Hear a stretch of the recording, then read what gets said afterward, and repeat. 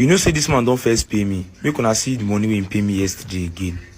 Show na the grab. See am. See money we pay me again. You dey see am abi?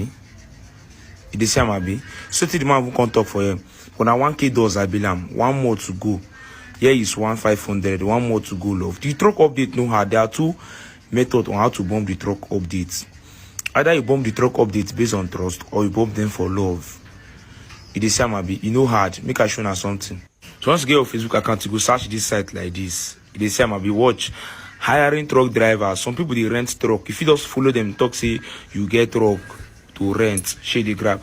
So they pay you $2,000 or $3,000 a week. That ain't the problem. It is same abi. It is same abi. So before they start, they will pay. The truck format, they no cap. I don't tell you say the truck format. They click didn't come about you jump outside group. I give na better truck format. This year my see truck format. Sharp one. We see you go the bomb. You go the collect with that money where from see and this year my how to bomb them now for Facebook no hard. I don't tell you not to bomb them for comment section. Make us tell you now again. This year my go to your Facebook and search for this site. How did you bomb banana through comment section? You see my enter newest comments.